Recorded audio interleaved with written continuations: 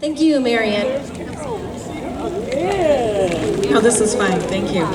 Hello, I'm so happy to be here. It's so great to be with like-minded, God-fearing patriots. We're in some dark times, aren't we? We know, morality is really quickly evaporating in our country, and it's going to be up to us to restore it. I'm here to tell you a little bit of some of the projects that I've been working on as Grassroots Vice Chair, and I'm hoping that, well, I know it's going to give you some hope. You're going to come away from this knowing that progress is being made, and we are behind the scenes, good things are happening, and I want to tell you a little bit about them. Perhaps you're working in some of these areas. Perhaps you're working, God calls us to work in different vineyards. Maybe it's raising children. Mine used to be raising children. I raised 5 of them. Perhaps you're working in a vineyard of prayer, building fortresses on your knees around the people that need prayer. Or working to benefit the future generation through political by producing good fruit. Let me tell you about some of the fruit that's coming out of the vineyards that I've been helping in.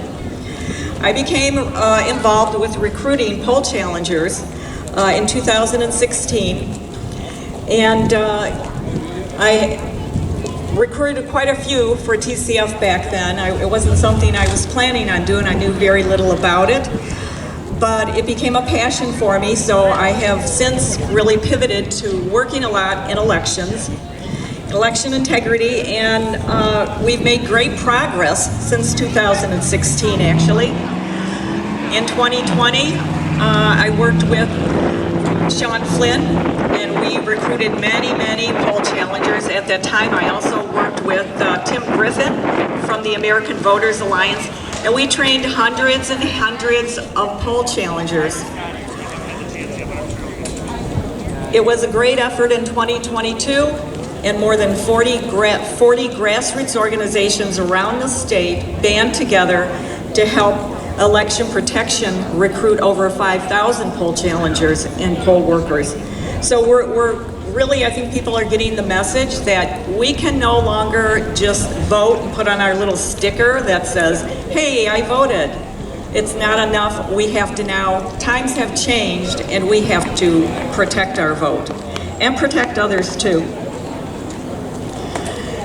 If we're looking at how we're going to go forward for 2024,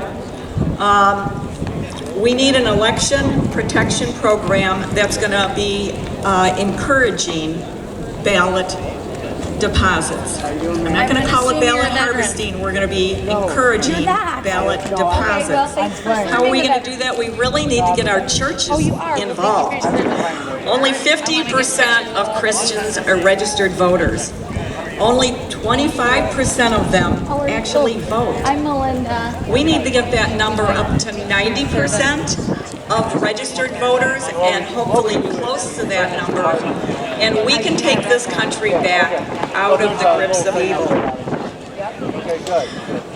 As a Tea Party leader, I'm anxious to set up absentee parties at churches and elderly facilities. It's going to be really important that we encourage people. We have to play by the rules that are on the books, unfortunately, and the best way to do that is if we promote and encourage every Republican to vote early. The first day that they can vote, they should be voting, because then it helps those campaigns and it prevents those campaigns from spending money to chase those ballots, to make sure that people have really, they don't have that concern anymore, and it will save that campaign money, and it helps their count as they do a ballot chase count. So we're really going to be working a lot on that. As Grassroots Vice Chair, I was introduced to a small team of Thomas More Society attorneys. During this time, I set up meetings between lead counsel Eric Cardell and many of the leadership in Lansing. One of the times, which unfortunately turned out to have very disappointing results, But one of the meetings I set up was with several of the election integrity organizations across our state. Great organizations like Election Integrity Force, Michigan Citizens for Election Integrity, Michigan for America First, and Pure Election Integrity Michigan Elections. The goal was to let Eric hear what these organizations had uncovered and to see where we could actually challenge what was happening. It resulted in a great partnership between some of these groups and the Thomas More Society. And that organization is Michigan Fair Elections. And you can go to their fabulous website, michiganfairelections.org, to learn more about how to get involved with this organization. But they have like weekly Zoom meetings, and there's 60 to 70 people on these Zooms who are all willing to roll up their sleeves and help still on election integrity. And I'm going to tell you, we're not just looking at 2024. We're looking at a lot of things that we're actually filing lawsuits on. One of them is universities. And we know there was a big problem on the universities. We know that the university officials are coordinating with their local clerks and with progressive organizations to turn out the college campuses and to get out the vote centers. That is illegal. It's a violation of equal protection. You can't just favor one group of citizens over another and encourage them to get out and vote. So that is going to be a lawsuit that it's still a little bit in the making, but that's going to be coming out, being dropped very soon. Another lawsuit that was dropped was the landlord-tenant lawsuit, and with that, a lawsuit was filed against, in this case, the city of East Lansing for a city ordinance that they had that forced landlords to hand out voter registration applications to anyone that rented from them. So just think about that. There was a penalty if they didn't do it. So it's really compelled speech. They were forcing citizens to carry out their work with a penalty if they didn't. That lawsuit was filed, and within a week, East Lansing dropped the ordinance.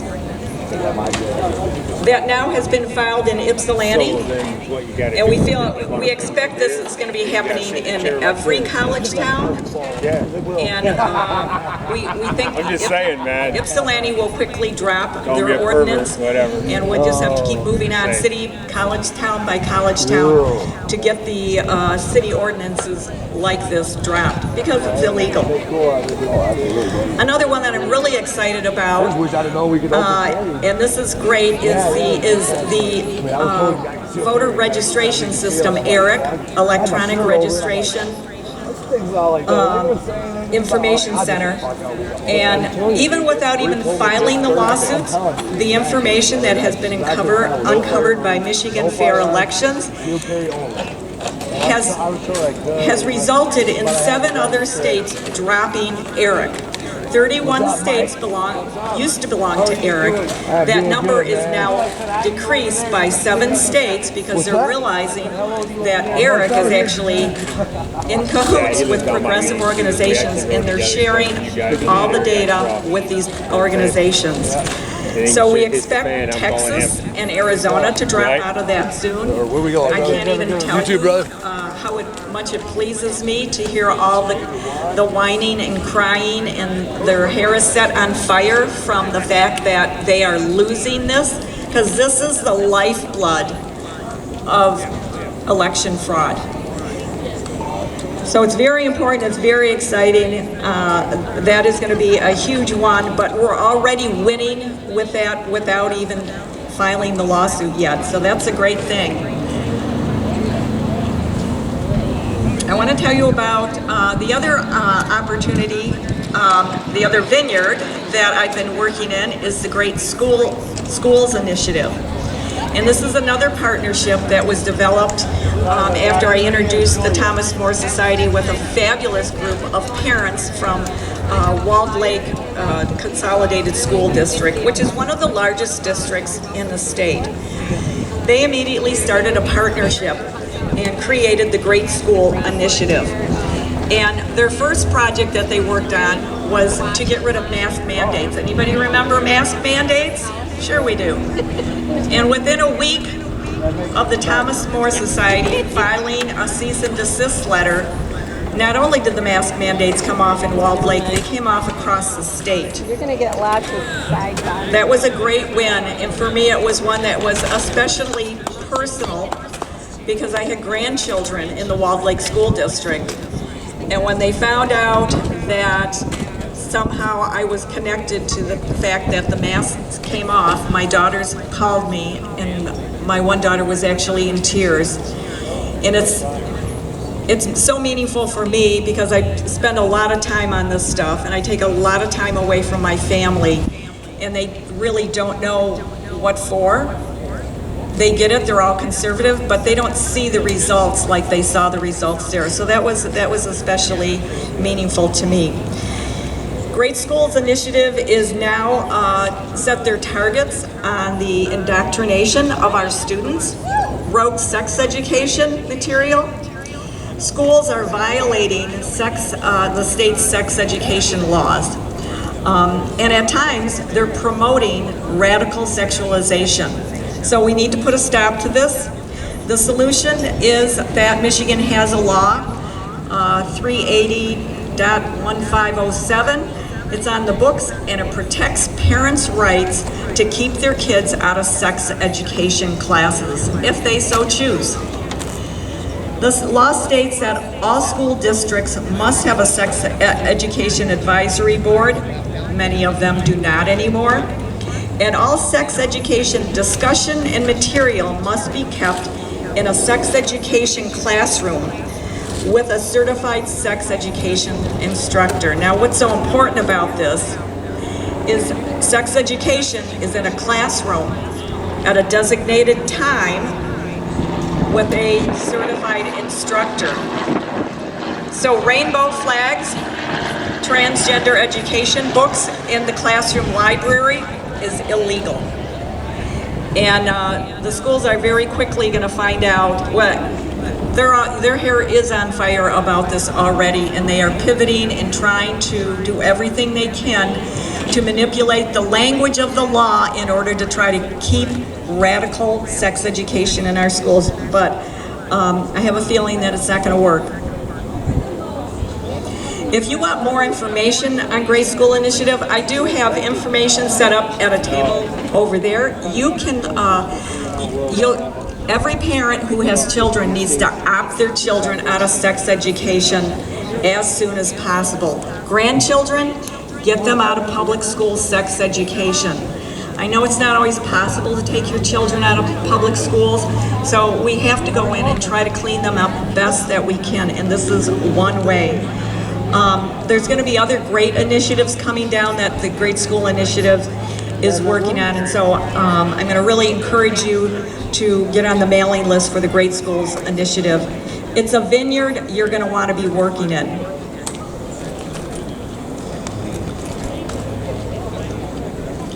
I want to wrap up by telling you that a little bit about the Thomas More Society, because they have been just, you know, such a blessing in my life.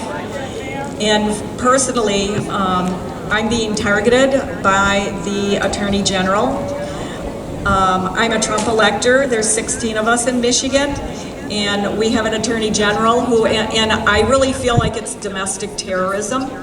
She has been chasing us for 2.5 years, trying to find and charge us with some type of criminal activity, make stuff up that just totally is not true. And it really can be, I mean, I have had the FBI to my door, I've had the archives director at my door, I've had people at my door 4 times trying to serve me. And in a conversation, which was really a direct answer to prayer, because I had just gotten off the large prayer call that we have in our state, Pastor Wozniak, and on the prayer call they asked what, you know, I was on for GSI, And when I got off, at one point they said, how can we pray for you? And I'm like, well, of course you can pray for GSI. And I said, could you put in a little prayer for the Trump electors? Because we at that time had just learned that 2 Biden electors were suing us. They were suing us for, wait for it, mental anguish. So we were trying to we were consolidated as electors, but we just didn't know where to go from then. And so on the prayer call, they prayed for us. When I got off the phone, with the group, Eric Cardall had called me. We talked for a while. He ended the conversation by saying, well, what's happening with the Trump electors? And when I filled him in, he said, well, the Thomas More Society doesn't believe in leaving any soldiers behind. So can we represent you guys? Pro bono, the biggest, one of the most conservative law firms in the country is handling our case. So I am just, and my thought about that is, well, and it's not just that, you know, through all the lawsuits that I've told you about and all the work that the Thomas More Society is doing in Michigan, it isn't just us. It isn't just the Trump electors. We're not the only soldiers that would be left behind. We're all soldiers in this state that are being left behind by people that have written off Michigan. And the Thomas More Society obviously has not written off Michigan, and they have come back for us. So with that, I want to just close with pick your vineyard. If you have the time, we really need the workers. Look at what fruit you want to produce. And a very important one right now is the children and the indoctrination. And there's lots of, you know, if you come and see me, there is work to do that will help the Great School Initiative. So do what you can, but do something. And with that, I want to thank you all so much.